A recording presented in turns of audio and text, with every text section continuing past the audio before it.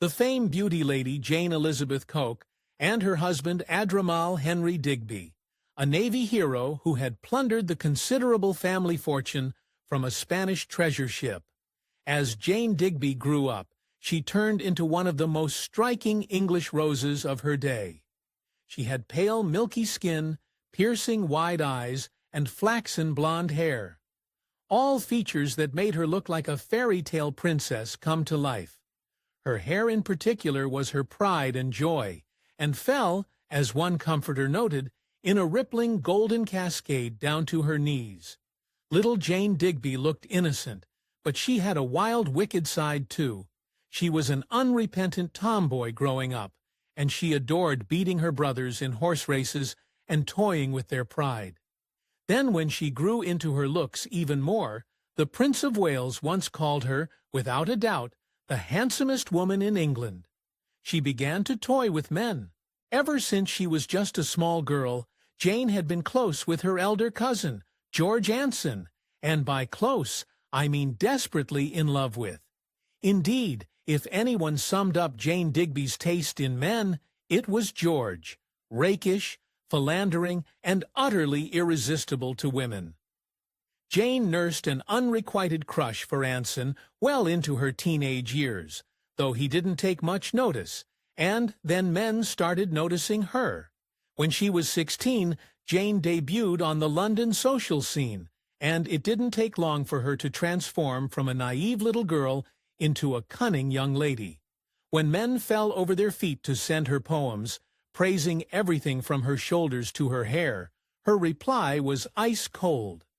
Unmoved, Digby often replied to them by snappily telling them not to be so absurd.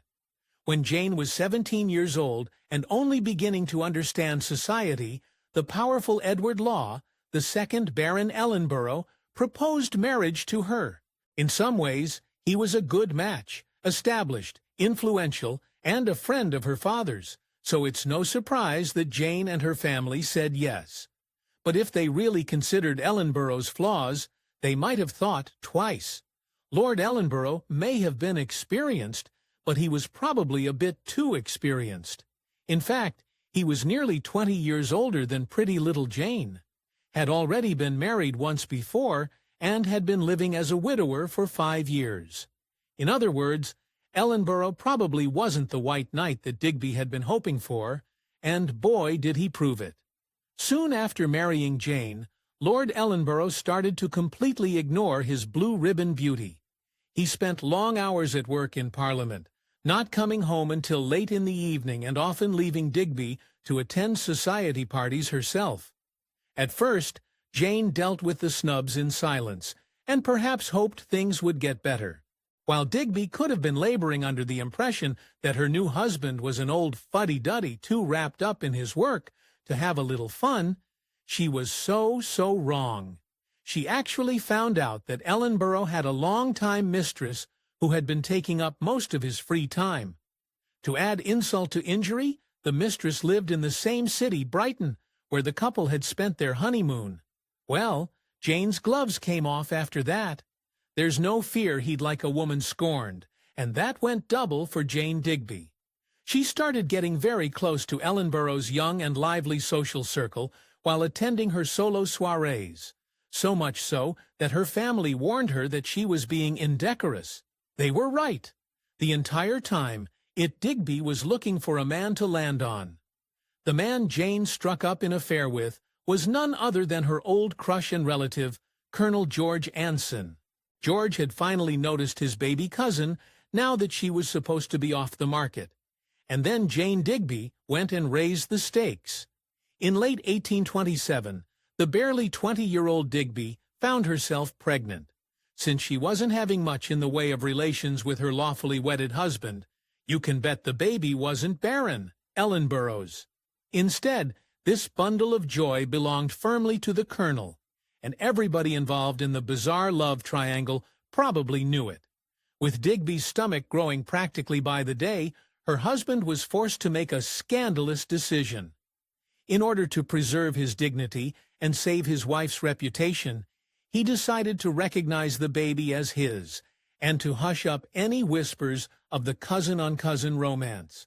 So, on February 15, 1828, Digby gave birth to a bouncing baby boy she named Arthur Dudley Law, giving him her husband's name.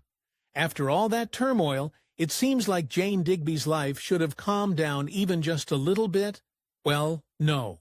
On the contrary, it only ramped up further.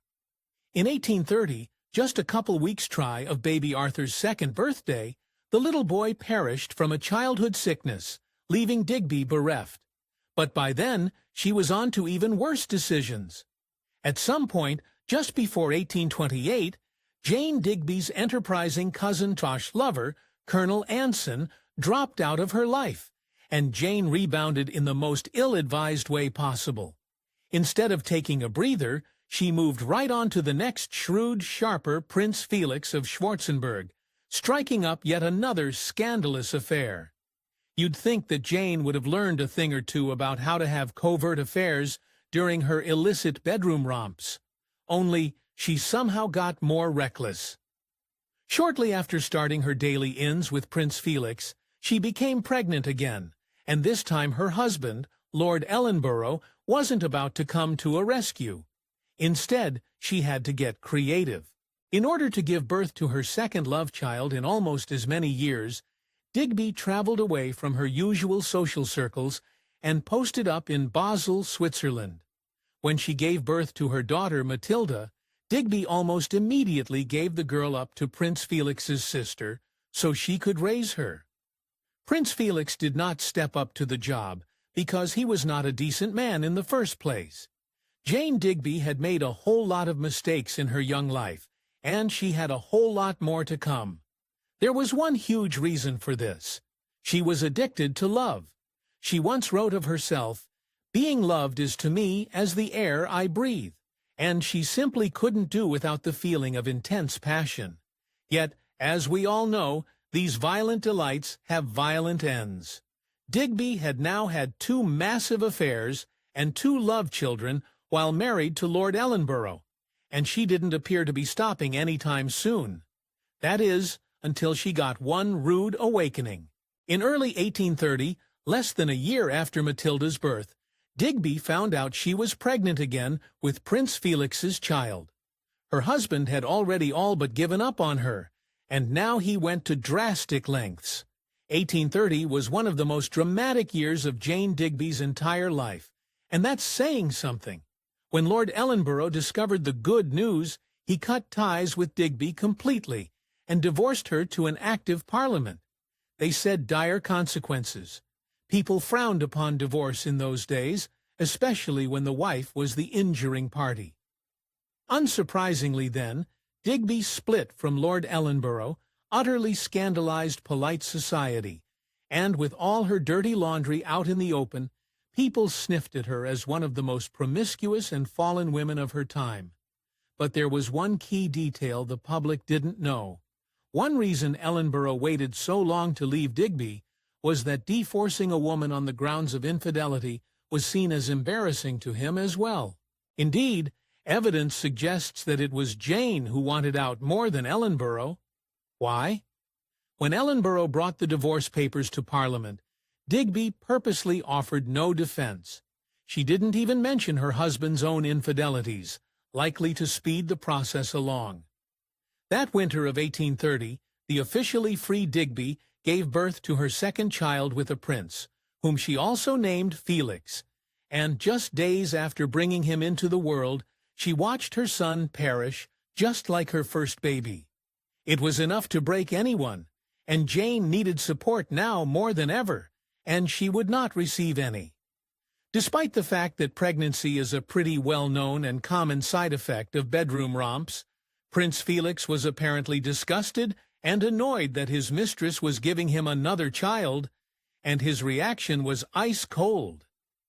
Once the baby passed, Prince Felix up and abandoned Digby.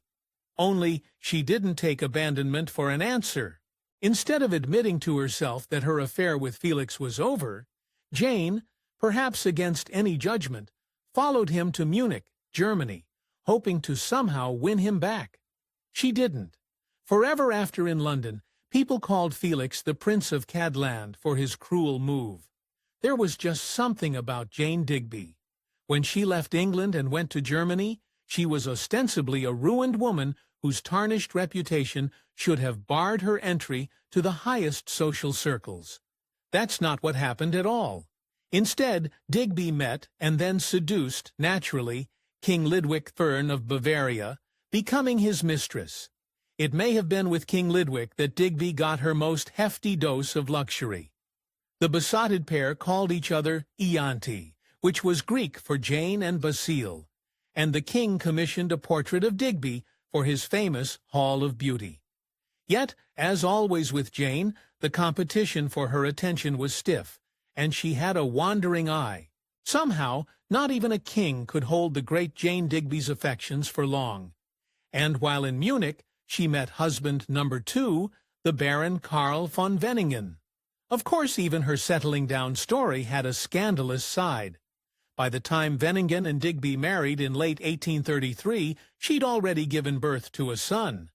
A girl like Jane knew her birth, so it wasn't long before she started stepping out on the Baron Venningen too, this time with a Montreux Greek count by the name of Spiritos Theotokos. As usual, Digby was incredibly conspicuous about her affair, and her husband found out she was sleeping in Theotokos's bed in no time flat. Although Lord Ellenborough eventually divorced Digby for her philandering ways, her new husband came up with a more dramatic solution. Venningen challenged the Greek Adonis to a duel. What's more, he actually won, wounding Theotokos during the fight and marking his territory once and for all. But even though Jane's husband had won the battle, he still gave her up. Not only that, he actually gave her the best terms in their split, releasing her from their union and taking charge of the children they had together himself. And that's not even all. Venningen also turned into one of Digby's lifelong friends. In 1840, Jane gave birth to another child, Baron Theotokos, a son they named Leonidas. The small family moved to Greece to start again, until fate dubbed Digby the cruelest twist yet. In 1846, when Leonidas was still a young boy, he suffered a fatal fall from a balcony. Jane had already seen too many of her children perish, and this time it more than broke her. Very few marriages can survive the premature end of a child, and although Jane Digby was exceptional in so many ways, she was no different when it came to the enormity of the tragedy. Although she had left everything she knew for Theotokos, the couple split up soon after losing their son, and Jane was on the rebound once more. At the time of Leonidas's shocking end, Digby was 39 years old, and apparently no less gorgeous than her first wedding day. She was also no less scandalous, maybe even more so now, since she knew how to use her looks to their full effect. So, since she was living in Greece, she decided to do her part as a patriot. Jane set her sights on the Grittian king. King Otto of Greece was dashingly handsome, infamously unfaithful to his wife, and nearly 10 years Jane Digby's junior. And, if you can believe it, Otto was none other than the son of King Ludwig I of Bavaria.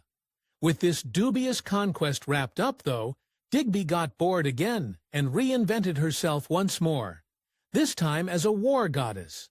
Apparently done with aristocrats, Jane Digby next took up with the Greek hero and General Christodalis Hatzipetros, who was something like an Achilles and an Ajax all rolled into one.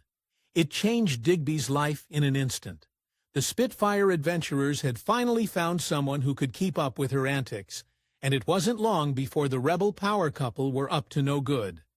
While romping around with Hatzipetros, Digby traded in royal bedrooms for dusty caves and spent her days thundering about on horses and hunting for food. But that simply wasn't enough for her. In no time at all, Digby started styling herself the queen of his armies and his ragtag band of fellows. Although Digby was having a grand old time playing Boudica with Hatzipetros and his buddies, this romance too eventually came to an end. The great Jane Digby stormed right out of Hatzipetros' life one day. Her reason?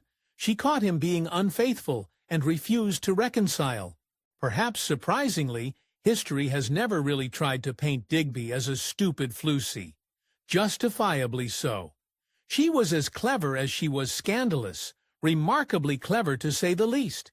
Even as a young woman, Digby was a master of languages, and by the time she was an adult, she knew how to speak 8 foreign tongues with the fluency of a native. Digby approaching middle age, she started to wind down and cool it on all her tries and betrayal. Ah, no, actually, she did not. In fact, her next adventure made her name. After having burned through all of the man in Western Europe, Digby traveled to the Middle East to seek out new shores. What she found was a love story unlike any she had ever known. While in the Middle East, Digby met and fell in love with Sheikh Mejuel el-Mesrep. And yes, Jane had been through more than her fair share of lovers, but the sheik was something else entirely. The leader of a Syrian tribe, he held Digby's interest far more than the cats and pups she had played with before. When Digby met the sheik, she was 46 years to his 26, and the sheik was so up to the task of pleasing Digby, something entirely new happened. Right after meeting Mejuel el-Mesrep, Digby made it official and tied the knot with him in a Muslim ceremony. But the twist here is, she actually stayed with the sheik forever. They remained married and in love for the rest of her years, but don't go thinking, this meant she settled down.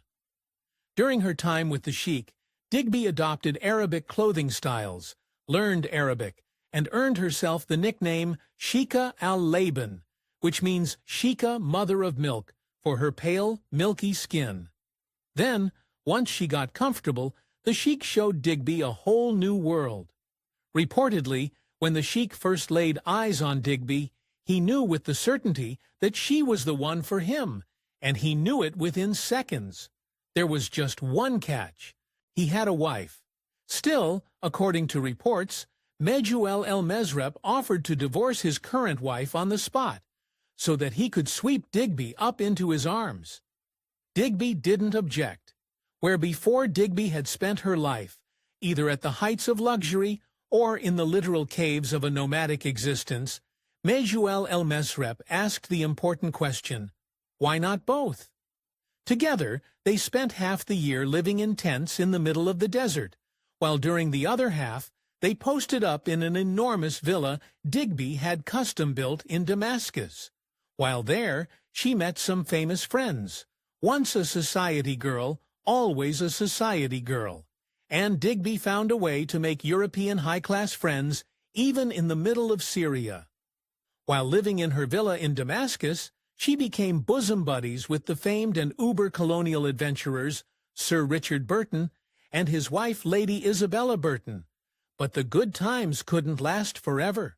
You can't get enough of Jane Digby today, and people back then couldn't stop talking about her either. Incredibly, she was the subject of 8 novels just during her lifetime, including one by the classic French writer Honoré de Balzac. His character, Lady Arabella Dudley, was such a thinly veiled and intimate portrait of Digby. People whispered they had once been lovers, too. Although Digby lived until the ripe old age of 74, her end was the opposite of pretty. On August 11, 1881, the storied adventurers passed from nothing less than fever and dysentery. That is certainly not the way to exit this world. And again, Digby had bigger plans for her farewell. Trust the one and only Jane Digby to go out in absolute style. In particular, Digby insisted that one of her favorite horses attend her funeral. The mourning sheikh complied with her last wishes and watched his late wife go into the ground while he stood beside her loyal steed. Thanks for watching History Exposé. If you love uncovering the best stories in history, hit like and subscribe to Keep Exploring with us. Don't forget to visit our main page, Fact and Age, for more incredible facts about everything.